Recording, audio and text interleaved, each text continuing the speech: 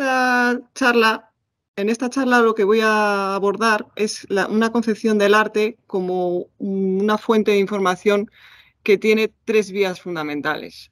Por un lado, nos refleja el nivel cognitivo que alcanzó Homo sapiens cuando desarrolla las primeras manifestaciones artísticas complejas al llegar a Europa hace aproximadamente 40.000 años. Manifestaciones artísticas que hoy en día entendemos como una forma de cohesionar y marcar la identidad de estas sociedades, pero que probablemente tenían una significación muchísimo más profunda y más amplia que no podemos llegar a conocer actualmente, y además como un reflejo de unas tradiciones compartidas y aprendidas. Porque a pesar de que conocemos el arte paleolítico desde hace más de un siglo y se ha estudiado en profundidad y se conoce, digamos, de una manera muy amplia, el abanico de investigaciones es muy amplio, siempre ha existido una cierta duda o indeterminación con respecto a quiénes eran los que habían realizado este arte, ¿no? Y existía quizá una especie de noción no dicha pero, y tampoco investigada, de que los artistas eran realmente grandes creadores, grandes genios, pero que digamos que no aprendían dentro de un contexto de aprendizaje tal y como podemos entenderlo hoy en día. Entonces, en este marco, digamos, es cuando comenzamos esta investigación relativa a este aprendizaje, si es cierto que podemos hablar de un aprendizaje o no. Claro, si hablamos del arte paleolítico superior, estamos hablando de una producción artística que tiene más de 500 siglos de duración y además que abarca en Europa Occidental un territorio enorme de miles de kilómetros. ¿Cómo puede entenderse que una producción tan grande a lo largo del tiempo y del espacio y que además mantiene una cohesión, una cierta estabilidad gráfica, ¿cómo puede darse esa perpetración, ¿no? de esas tradiciones gráficas? Bueno, pues una de las posibles explicaciones, sin duda, es que estos códigos gráficos no se aprendían únicamente desde el punto de vista de qué es lo que había que representar, qué animales, qué manera de representar los animales, sino que se aprendía también a representarlos desde el punto de vista técnico, ¿no? Y esa es fundamentalmente de lo que yo voy a hablar aquí hoy, del enfoque que hemos dado. Porque en el arte paleolítico quizá existe una visión un poco sesgada en la sociedad. ¿Por qué? Porque todo el mundo cuando piensa en arte paleolítico se imagina cosas como estas, ¿no? Los bisontes de Altamira o los caballos de Lascaux o Chauvet, las representaciones de Chauvet, imágenes que son altamente visibles, altamente icónicas, o incluso cuando hablamos de objetos decorados, pues nos vamos a objetos de un alto nivel artístico, como estos que estamos viendo aquí. Las representaciones de caballos, esculturas en asta, en marfil, etcétera, o grabados extraordinariamente profusos. Pero esto que estamos viendo, digamos, es una parte del arte paleolítico, una parte quizá no la más numerosa estadísticamente hablando. Hay una producción muy grande de arte que no es ni tan visible ni tan, digamos, artísticamente elaborado y que corresponde pues, a otros estadios de producción gráfica que quizá no sean tan conocidos ni tan entendidos por la sociedad en general, ¿no?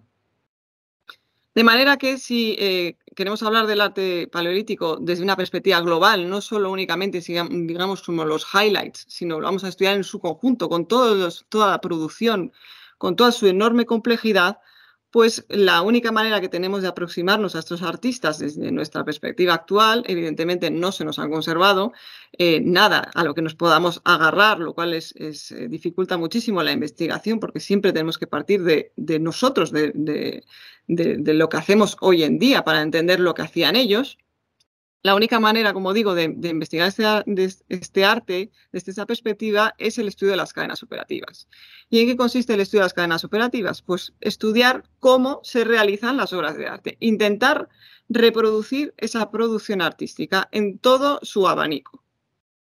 De manera que lo que hacemos es un análisis técnico que se realiza de distintas maneras, fundamentalmente con dos grandes vías de investigación. Por un lado, la experimentación, que es fundamental, es decir, intentar reproducir con las mismas técnicas los motivos que se realizaban en el Paleolítico, y después el análisis microscópico. ¿Por qué? Pues porque gracias al análisis microscópico vamos a observar pequeños indicios, que algunos de ellos voy a mostrar hoy aquí, de estas variaciones gestuales que nos están indicando distintos artistas, distintas maneras de hacer y distintos grados de aprendizaje.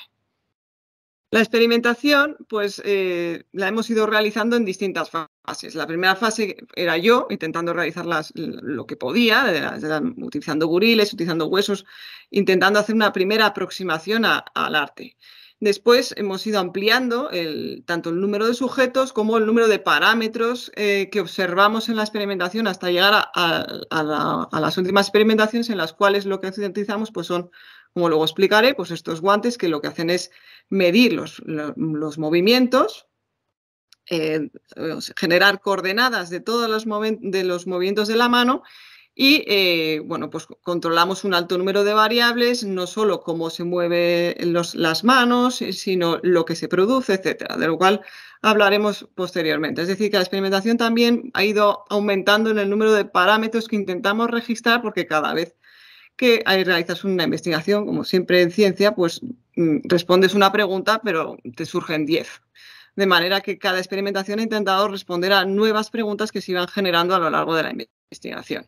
Y después está el análisis microscópico, que se realiza tanto de los objetos decorados, que es relativamente más fácil, puesto que se pueden colocar debajo de un microscopio o replicar para hacer un análisis microscópico electrónico barrido, o en los casos del arte parietal, pues más complejo, pero se utilizan también algunas técnicas de microscopía digital o incluso hoy en día la fotografía, gracias al avance de la fotografía digital, las cámaras, obtienes buenos resultados a nivel microscópico para poder hacer un análisis fino de los estigmas técnicos.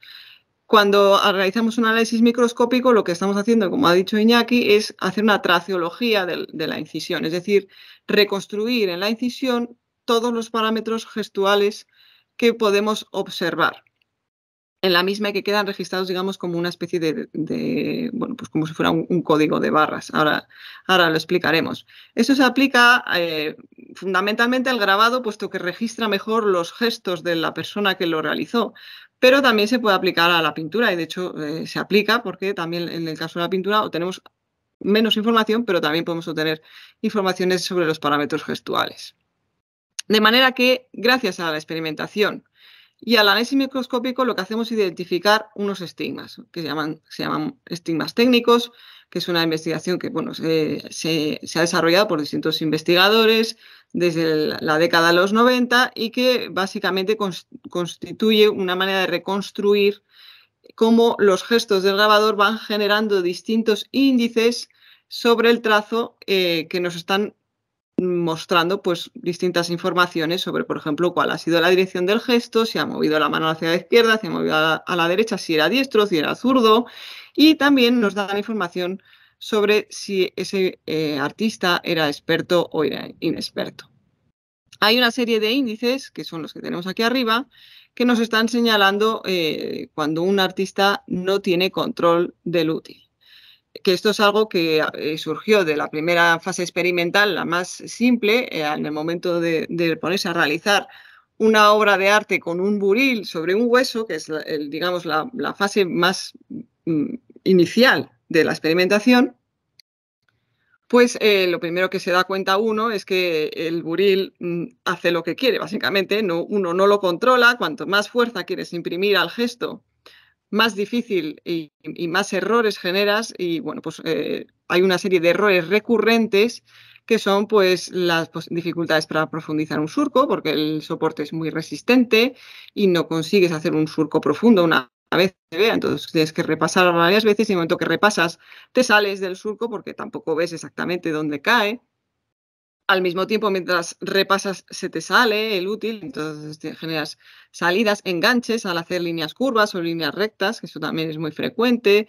Hay una serie de errores que son simplemente errores técnicos, que son pues, simplemente de la dificultad de la interacción entre un buril y un soporte duro, como puede ser el duro y fibroso, como puede ser el hueso, pero que también sucede cuando aplicas a cualquier otro soporte que se haya usado en el Paleolítico, como puede ser la caliza, la estalactita, etcétera, el asta. Y por otra parte, hay una serie de índices que estos no, en una primera fase no se replicaron experimentalmente, es decir, no encontré en ningún momento nadie que pudiera replicar esto, pero me lo encontraba en el registro arqueológico y eran los índices contrarios a los que estábamos viendo aquí. Es decir, si aquí había dificultad para la profundidad de un surco, aquí lo que encontramos era todo lo contrario. Habían profundizado un único surco sin salirse ni una vez. O si aquí vemos que todos los perfiles tienen la misma, el perfil, la sección de la incisión siempre es idéntica, porque no controlas el punto en el que el útil entra en contacto con la materia, pues lo que encontrábamos en el registro arqueológico era todo lo contrario. En algunos sitios habían usado un tipo de perfil, en algunos sitios habían usado otro tipo de perfil, y así con otros índices de los que hablaré ahora brevemente. De manera que, bueno, hice una primera distinción entre lo que eran los índices que yo veía, que eran los que yo misma había generado y que también estaba viendo en el registro arqueológico y que estaban ligados a simplemente a que no conoces la interacción entre el buril y el soporte y que realmente es difícil de realizar el grabado. Y luego, pues los índices que yo veía que existían en el registro arqueológico que yo no podía reproducir, pero que evidentemente eran fruto de una mucho mayor experiencia, ¿no?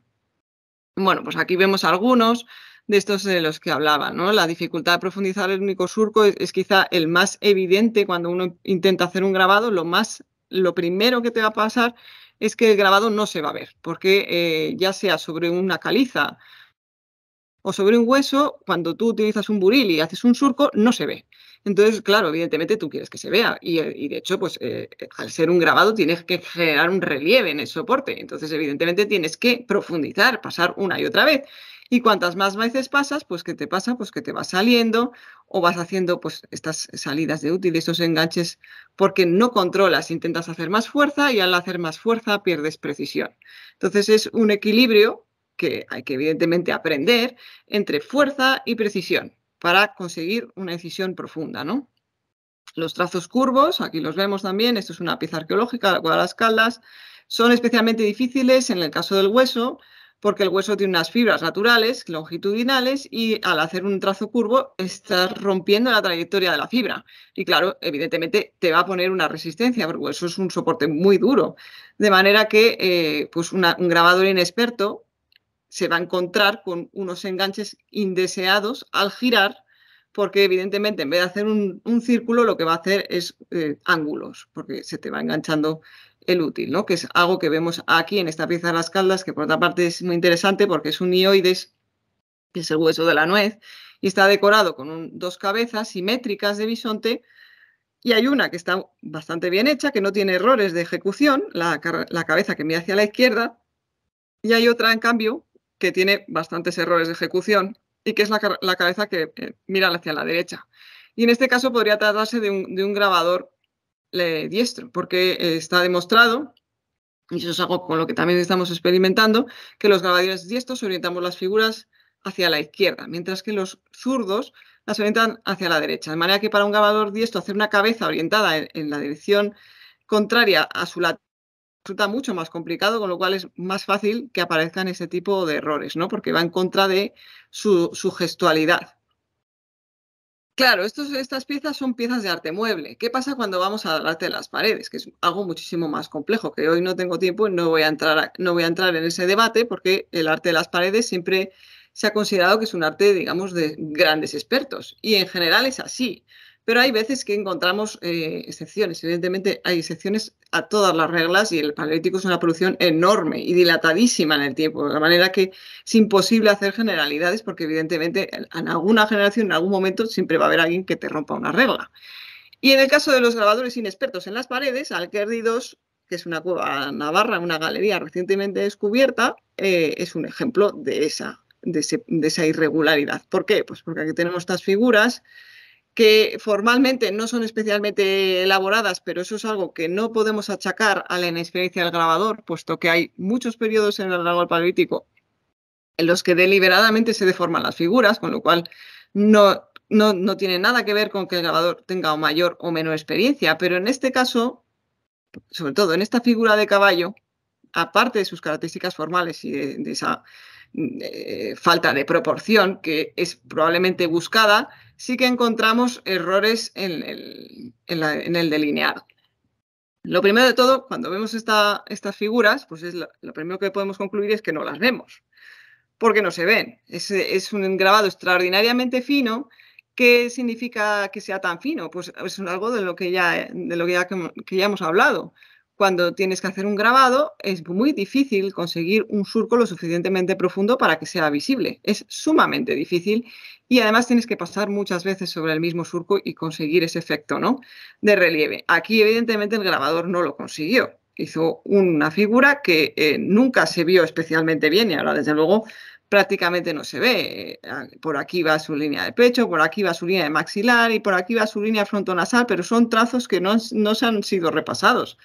Han pasado una o dos veces a lo sumo en algunos de estos trazos. Y si ya lo ven aquí, ya ven estos enganches que son muy, muy, muy característicos de un grabador inexperto. Estos enganches, esa imposibilidad de hacer una línea continua sin tropiezos, digamos, es algo pues, que es lo que caracteriza a un grabador inexperto. Evidentemente aquí es un soporte muy duro, pero hay soportes durísimos en los que estos errores no aparecen, con lo cual había artistas en el Paleolítico que conseguían hacer esto sin enganchar.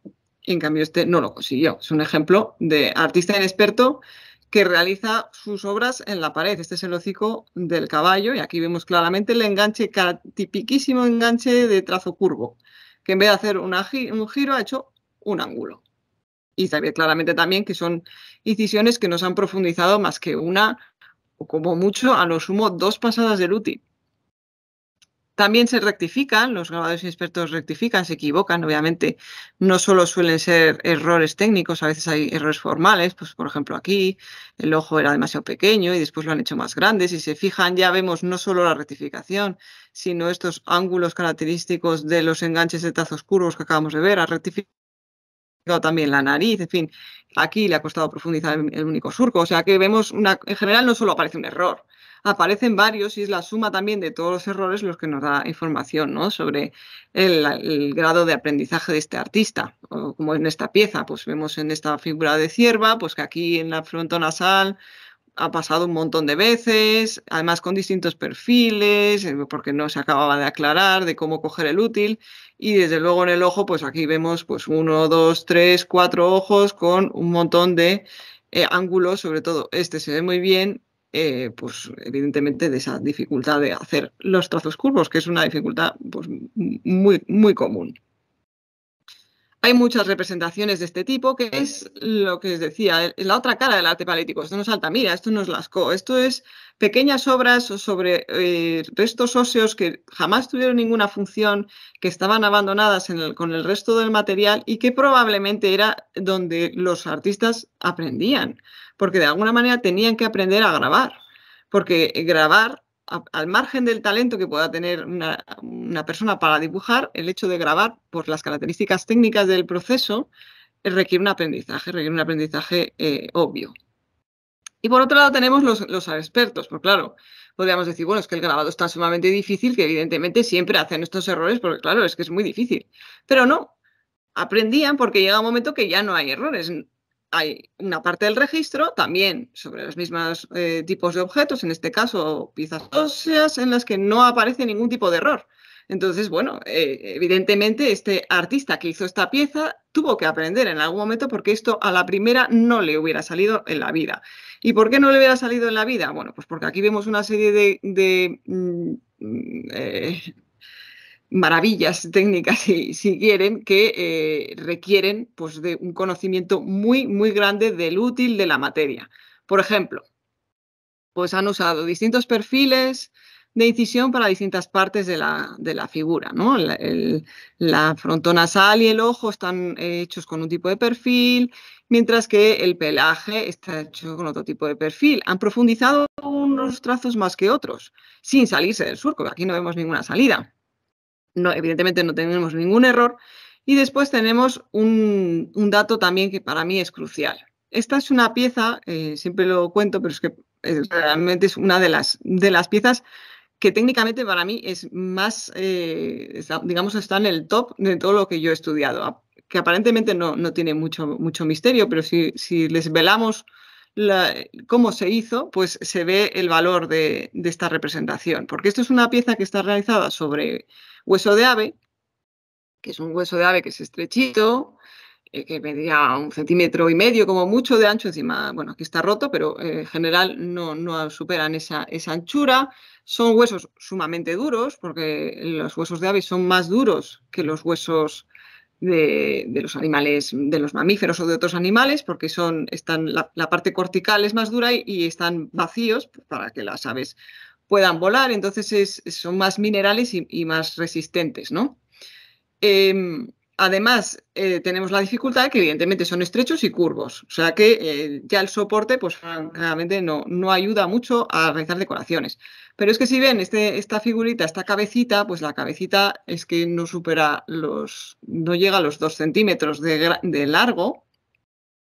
Y estos trazos que ven aquí, todos estos tracitos, pues aquí está la escala, esto es una foto de microscopio eléctrico de barrido y estos son 200 micras, o sea que cada trazo pues tendrá como mucho 1 milímetro y lo que vemos es lo que yo llamé precisión de gesto, porque la verdad que no sabía cómo llamarlo, porque es la manera de conseguir que una serie de trazos sean todos exactamente igual de largos, igual de anchos y la distancia entre ellos sea exactamente la misma a una escala milimétrica o incluso nanométrica en algunos casos, porque hay otras piezas en las que las incisiones son de escala nanométrica, no llegan ni al milímetro de ancho. Entonces, claro, evidentemente para hacer eso tú tienes que tener un control increíble del gesto y del útil, porque evidentemente aquí no hay ninguna rectificación, ha salido bien a la primera y estos pelitos de por aquí pues no llegan ni al milímetro. Otro hueso de ave como el hueso de torre, aquí ven pues la escala, 3 centímetros, o sea, no llega a 1,5 centímetros de ancho, decoración pericilíndrica, lo que significa que han tenido que ir girando la pieza a medida que la iban grabando y todo completamente lleno de figuras que a su vez están realizadas con distintos perfiles de incisión, más profundos para los contornos, un poco menos profundos para los detalles anatómicos y de una única pasada para el pelaje, en los que vemos pues ausencias de errores, ¿no? Por ejemplo, este ojo pues se ve muy bien, la precisión del gesto, bueno, todo el pelaje, la línea de la frontonasal, etcétera, es otro ejemplo pues de un grabador muy experto. O en esta pieza que les enseñé ya antes, que es un omóplato recortado con forma de cabeza de caballo, con representaciones simétricas por las dos caras de todo el pelaje y la decoración interna, que tiene, aparte de las características milimétricas de la incisión, toda una serie de detalles de relieve que también requieren un trabajo especial de rebajado de distintas partes de incisiones de una determinada sección hacia un lado o hacia otro para generar esos volúmenes, que es otro de los rasgos que caracteriza mucho el arte paleolítico. Y aquí, simplemente para que se hagan una idea de la escala, pues comparado con la punta de un pilot. Es muchísimo más gordo la punta de un pilot que cualquiera de estas incisiones que estamos viendo aquí. Teniendo en cuenta siempre que cuando uno está trabajando a esta escala, el útil te impide ver lo que estás haciendo. Es decir, que estos artistas sabían hacer las incisiones bien sin verlo, porque realmente no lo ves. No lo ves hasta que ya no levantas la mano, pero en el momento que estás rehaciendo el motivo no lo estás viendo porque tienes el buril que te lo impide, ¿no? En el arte parietal, este tipo de dibujos milimétricos son más difíciles de encontrar. No es frecuente, ¿por qué? Bueno, pues porque evidentemente hay una componente visual. El grabado de escala milimétrica suele estar más presente en los objetos porque son los objetos los que se van a ver más de cerca, pero eso no quiere decir que no exista en el arte parietal. No hay muchos casos, porque digamos que es como el culmen de la dificultad del grabado, pero algunos de ellos existen, como este que voy a enseñar del panel principal del Pindal, que es una cueva asturiana en la cual, pues en su panel principal vemos una serie de decoraciones en rojo, que son las más llamativas, pero que no dan fe de toda la enorme riqueza de grabados que presenta la cueva, muchos de los cuales solo se ven si uno se encuentra a una distancia muy, muy próxima de la pared. Estas son las pinturas rojas, que son las más visibles, pero hay una parte invisible, digamos, del arte del Pindal, que es la más sofisticada técnicamente, entre las cuales vemos algunas figuras que tienen ese gusto por el detalle milimétrico, como por ejemplo este bisonte que ven aquí. Y después enseñaré también un ejemplo de caballo. Pues en este bisonte vamos a ver pues, una serie de detalles que están, bueno, pues a escala microscópica, ¿no? Bueno, aparte de que la figura en sí está muy detallada, con las pezuñas, barba, pelaje, etcétera, pero vemos algunos detalles que están hechos simplemente para ser vistos realmente muy, muy de cerca, ¿no? El cuidado por ese detalle que es algo pues muy característico del arte paleolítico y quizá no tan conocido como otros aspectos, ¿no? Pues que aquí pues han detallado las pezuñas, desgraciadamente la cueva ha sufrido sus avatares, con lo cual no se ve todo lo bien que debería, pero estas son las pezuñas con su indicación de la pezuña bisulca, el ojo con la indicación del pelaje alrededor, etcétera. En el caso del relieve, porque no he entrado a hablar del relieve, solo he hablado del grabado, pero existe también multitud de técnicas que demuestran este alto grado de experiencia en los artistas. Y uno de ellos es el relieve, evidentemente también la escultura. En el caso del relieve existe una modalidad específica que es el relieve diferencial, que bueno, es quizá menos conocida que el relieve, pero a mi juicio muy, muy compleja. Porque sin dar prácticamente información técnica en el sentido de que no tiene una inversión más grande de esfuerzo técnico por parte del artista, va a conseguir un efecto visual muy, muy potente. Y apenas, apenas han hecho nada. Y ahí está la gran complejidad del relieve diferencial. Por ejemplo, aquí, en esta pieza que están viendo aquí, pues esto es una cabeza de bisonte, cuernos, ojo, boca, etcétera, como podría ser cualquier otro grabado, pero hay un pequeño detalle que la diferencia, porque la cabeza está representada volumétricamente, que eso es algo que es muy implícito al arte paleolítico, la necesidad de expresar el volumen. De alguna manera, mientras, aunque sea con contraste de color, de alguna manera el volumen siempre está presente, ¿no? Y aquí, ¿cómo lo han hecho? Bueno, pues el relieve diferencial lo que implica es crear distintos planos visuales, ¿no? Hay un cuerno, hay una frente, hay otro cuerno y hay el fondo.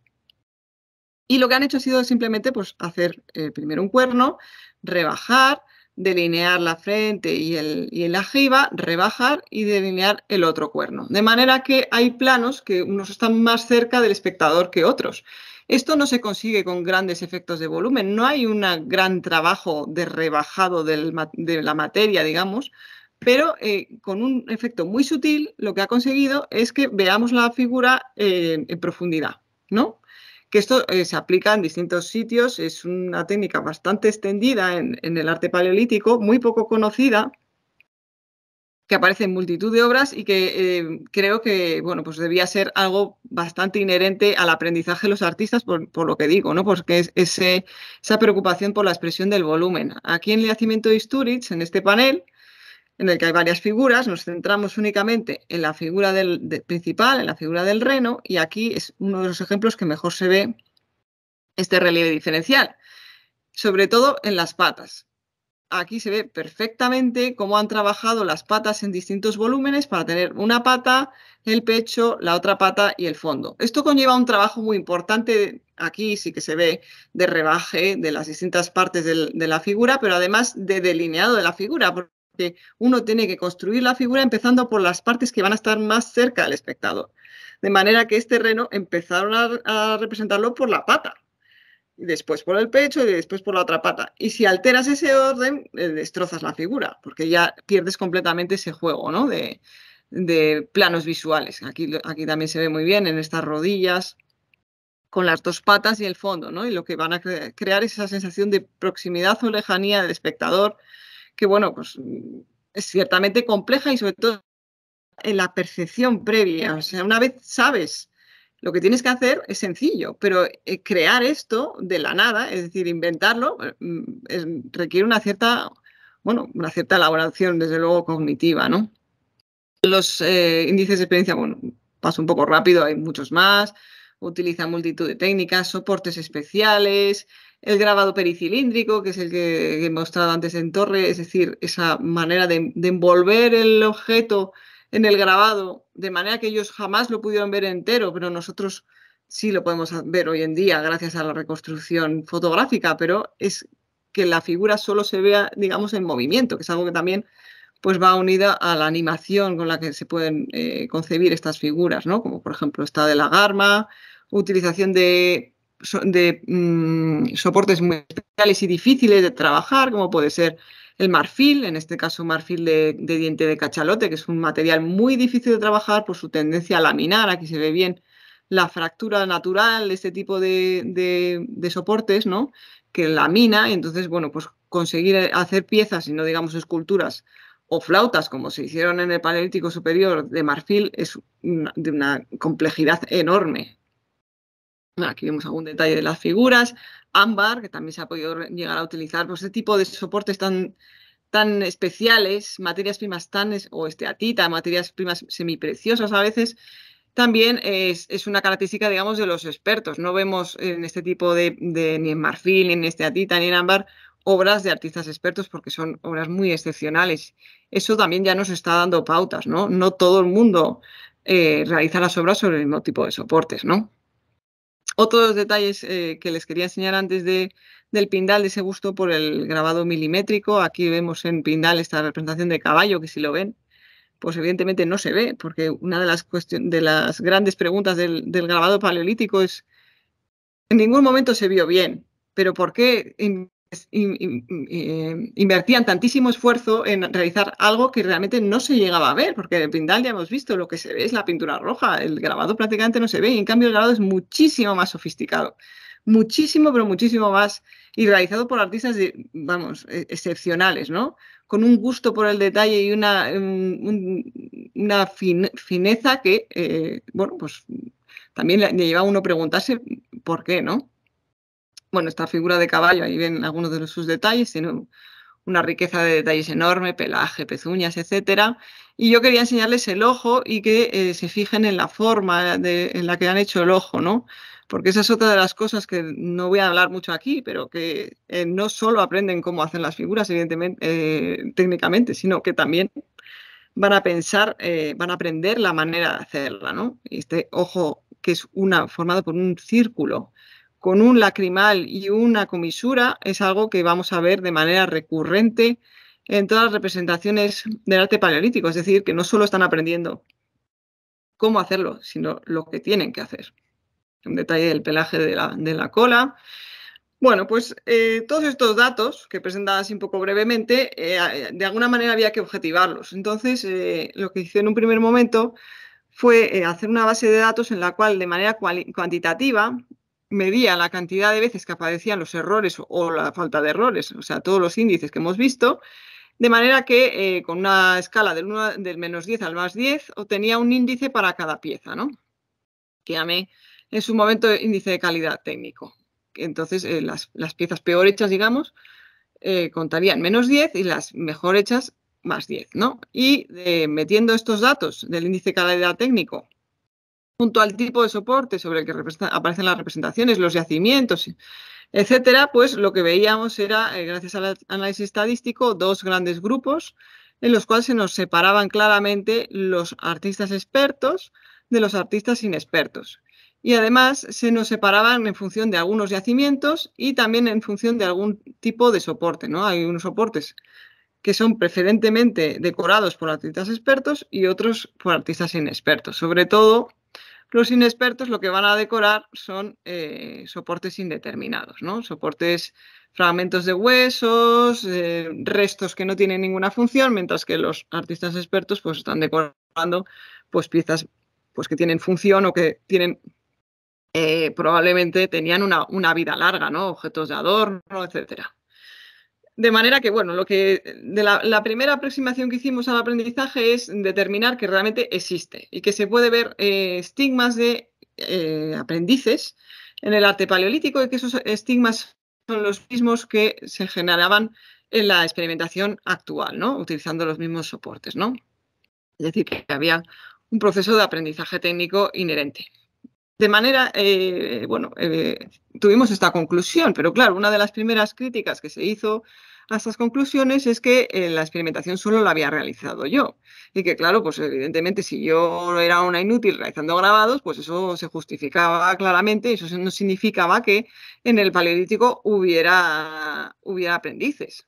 No, necesitábamos una experimentación más grande.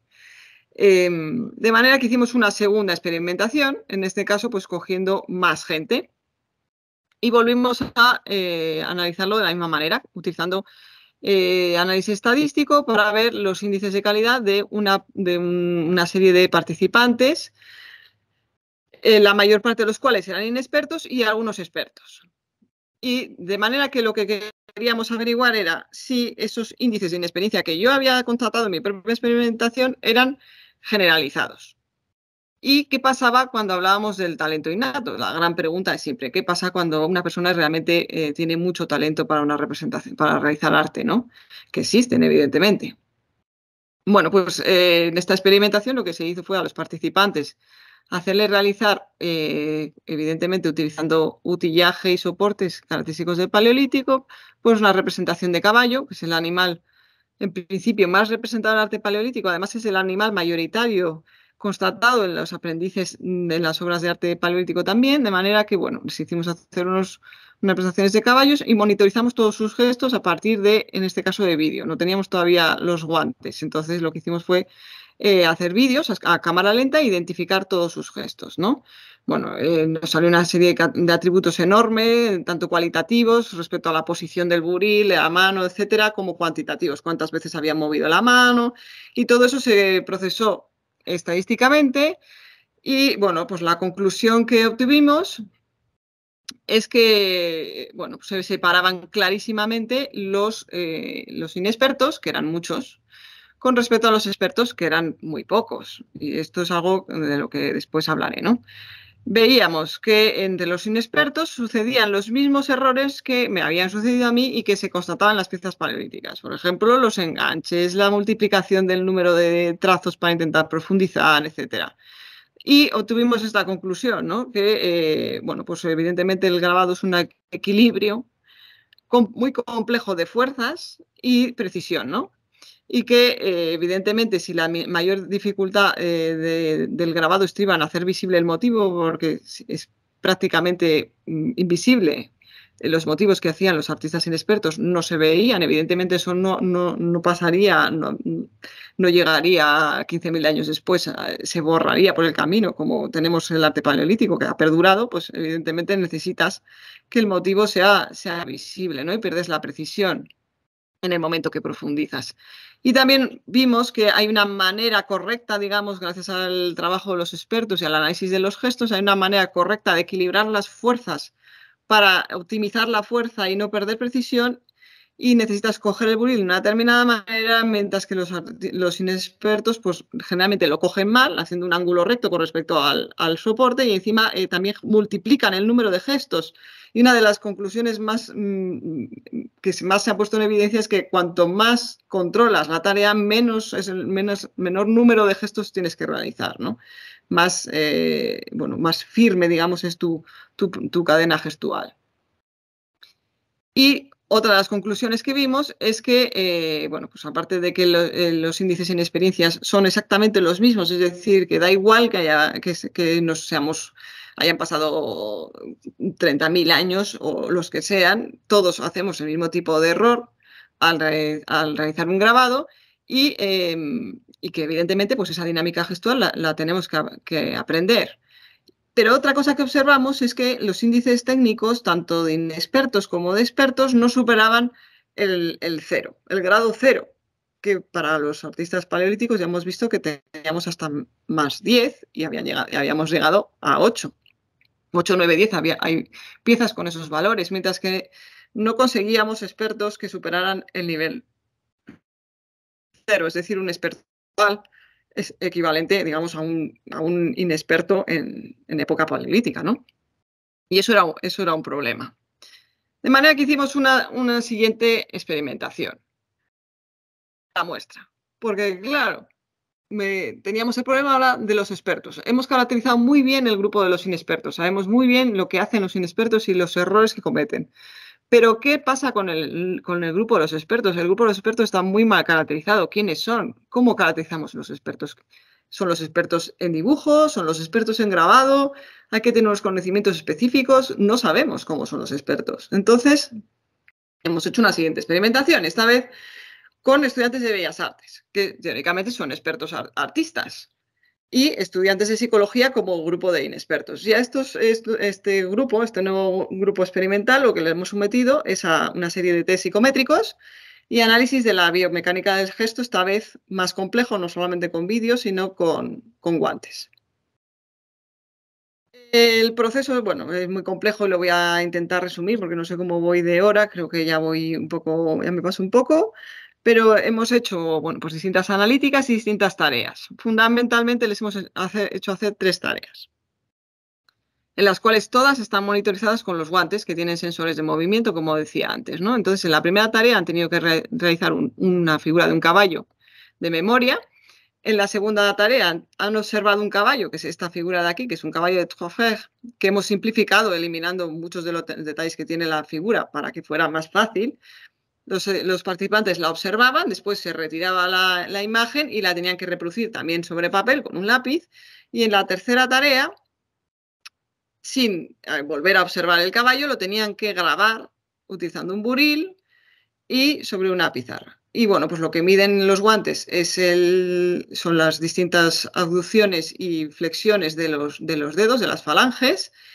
Y lo que hemos analizado también no solo los movimientos de los participantes, sino la producción, que es lo que han hecho, ¿no? Para lo cual hemos pues, realizado una serie de medidas para hacer un análisis cuantitativo de la variabilidad formal que vemos en las representaciones de caballos generadas en las distintas tareas. En el caso de la biomecánica del gesto, ¿qué hemos visto? Bueno, pues con las tareas tanto de participantes de Bellas Artes como de psicología no hemos visto diferencia. Hemos visto que todos forman, digamos, una piña, pero que sí que existen diferencias entre la tarea 1 y la tarea 2, que son las tareas de dibujo a lápiz, y la tarea 3, que es la tarea de grabado. Pero no se diferencian entre ellos. Entonces esto, bueno, pues explica claramente. Los participantes actuales, en este caso Bellas Artes y Psicología, saben coger evidentemente un lápiz y lo cogen todos igual, lo cual tiene obviamente toda la lógica del mundo, a pesar de que los participantes de Bellas Artes pues, puedan tener algunas pequeñas variaciones respecto al número de gestos, etcétera. Pero cuando llega la hora de hacer el grabado con el buril, pues más o menos todos cambian la manera de realizar las figuras, pero no vemos diferencias a nivel Bellas Artes, Psicología, lo cual tiene toda la lógica del mundo porque evidentemente estudiantes de Bellas Artes nunca han utilizado un buril, es decir, que estamos demostrando que existe un aprendizaje específico de las técnicas del arte paleolítico que es independiente del nivel de experiencia artística que puedan tener los participantes. Eso por una parte en el caso de la biomecánica. Por otra parte, todos estos participantes se sometieron a test de psicología, de distintos tipos de test que lo que analizan es pues su capacidad perceptiva, su memoria, la capacidad de rotación mental de figuras que tienen que rotar, digamos, de memoria. Y bueno, pues se vieron diferencias, paso un poco rápido, pero bueno, a grosso modo explicándolo, sí que se vieron diferencias en lo que es la visualización espacial y la rotación mental. Es decir, que los expertos de Bellas Artes eran capaces de visualizar y de hacer rotaciones mentales más rápidos y de manera más eficaz que los estudiantes de psicología. Y cuando analizamos los motivos representados entre la copia, entre las tareas de copia y la tarea de dibujo, digamos, de memoria del caballo y las dos tareas de copia, tanto con lápiz como con buril, pues lo que vemos es que en la tarea primera, que tenían que dibujar un caballo de memoria, los expertos se acercan más al modelo, que sería un caballo real, mientras que los inexpertos los vemos bastante más abajo.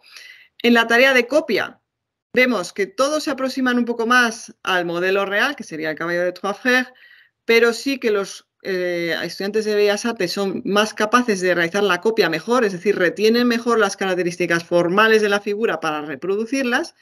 Y en la última tarea, en la tarea de grabado, otra vez todos se separan del modelo inicial. ¿Por qué? Pues porque evidentemente el grabado les cuesta por igual, tanto a los de Bellas Artes como a los de Psicología. Porque no vale con solo ser experto o muy bueno o un genio artístico, sino que como no tienes la referencia de la técnica, pues obviamente vuelven a bajar, digamos, en esa relación modelo-copia.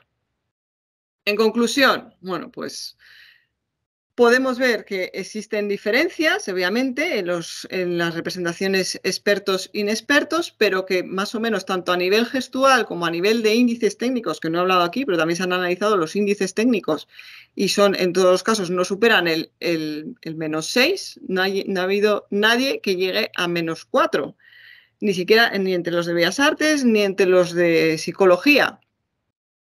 Es decir, que hay una clara inexperiencia en ambos grupos, a pesar de que vemos que sí que realmente los estudiantes de Bellas Artes hacen algunas cosas mejor, tienen mejor capacidad psicométrica, digamos, gracias a los test psicológicos, y tienen mejor capacidad de copia, pero no tienen esas capacidades que están específicamente ligadas a la producción de arte y que nos están diciendo que evidentemente el arte paleolítico había que aprenderlo, a pesar de la capacidad que pudieran tener los artistas o de su mayor o menor aptitud y talento para el arte, ¿no? Para el dibujo, que es algo que siempre se ha dicho, pero nunca se había demostrado. Es decir, siempre se había considerado que el arte paleolítico era obra de grandes genios, pero realmente lo que estamos viendo es que los grandes genios cometen los mismos errores que la gente inexperta, aunque te hagan un caballo más bonito, pero en el fondo tienen exactamente los mismos errores, tanto para copia como para hacer grabado. ¿Por qué? Pues porque no tienen ese aprendizaje específico que requiere pues, una producción tan compleja y tan sofisticada como puede ser el arte, ¿no? Y bueno, es un poco brevemente, porque he tenido que sintetizar muchísimo, pero espero que al menos haya quedado un poco claro cuál es esta línea de investigación, qué es lo que intentamos hacer y las montones de preguntas que nos quedan por responder. Y sobre todo, bueno, pues decir que esto siempre es evidentemente un trabajo de equipo del que yo quizás sea la cabeza visible, pero evidentemente no estoy solo yo, como quizá todos sabéis, y tengo detrás un equipo muy potente que me ayuda y con el que estamos llevando a cabo todas estas investigaciones. Y bueno, pues esto es todo. Muchas gracias. Muchas gracias, Olivia. Ahora, si tenéis alguna pregunta, podéis escribirla en el chat, podéis ponerla en francés, en castellano o en inglés y la leeremos y contestará Olivia. Así que si alguien tiene una pregunta, por favor.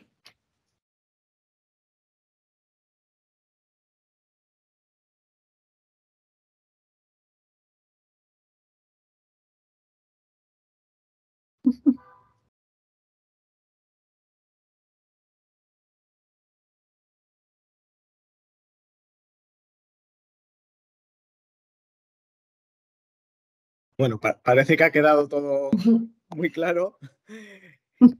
O muy oscuro, según se mire. Bueno, quizás siendo las fechas que son, bueno. Mira, hay una pregunta, Verónica. A ver. Sí, dicen, ¿existe un sesgo significativo en la experiencia del grabador en función del soporte? No entiendo la pregunta. Sí, Pues vaya. por favor, ¿podéis aclarar la pregunta? Es decir, ¿encontramos más obras artistas de expertos en el arte mueble o en el parietal? Vale. Sí. Bueno, esa estadística está por hacer. Es una de las cosas que tenemos que hacer ahora, pero sí, claramente es que hay mucho más arte, digamos, de artistas inexpertos sobre soportes muebles que sobre soportes parietales. Tenemos una pregunta, esta vez en inglés. Have you looked at the plaquettes found at Fariseu and Coa and Parpayo? Do they show inexperience and might that explain why they were broken afterwards? ¿Por qué se rompieron? Oh, I have to answer in English, sorry. I have seen but I haven't studied directly with microscopic analysis, so I can talk properly about the experience of the lack of experience in the engravings of Fariseu and other plaquettes in the Coa. But maybe there is there are some specifically created by inexperienced artists, but I think there is a style. Also, we have to be very sorry. We have to have a lot of caution with the differences in style and experience, because sometimes representation is badly done, formally speaking, but is properly done technically speaking. So we have to do a very careful research, including microscopic analysis, to know really if it's an inexperienced artist or not. And in the case of Broken, we have, I don't know in the Coa Valley, but we know a lot of examples of pieces that have been broken intentionally, and we don't know why this behavior, but is evident in archaeological. And sometimes there are pieces that with not the special decoration, and other times yes. So we have all of kind of examples of this behavior. Yeah. Y otra pregunta más. ¿Cuál es la proporción de piezas realizadas por manos experimentadas y la proporción de piezas usadas como aprendizaje? Pues la proporción de piezas de inexpertos en la muestra inicial, que llegaba casi a las 400 piezas de arte mueble, es más baja que la de expertos. Hay menos piezas de artistas inexpertos que de expertos. Eso se puede explicar de muchas maneras. Por cuestiones de conservación, evidentemente, o por cuestiones de elección de soportes. Quizá los artistas inexpertos no solo realizan sus obras sobre huesos, sino que las realizan sobre madera, etc. Pero sí se ve que hay una proporción mucho menor de inexpertos que de expertos.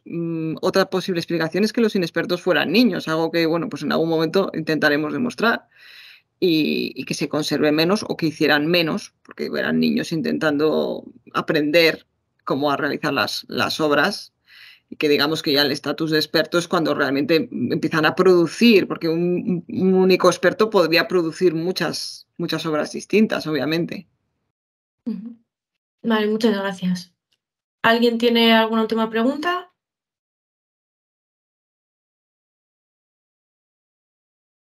Parece que no, que está todo claro. Aitor decía algo, pero he visto ahí. Ah, sí.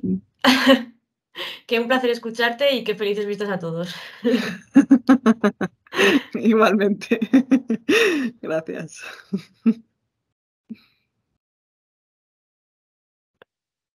Pues nada más, muchísimas gracias por haber participado en el día de hoy y en estas fechas. Espero que bueno, sé que a todo el mundo le ha gustado, hemos tenido una alta participación, así que nada más que decir, muchas gracias y también felices fiestas. Igualmente a todos.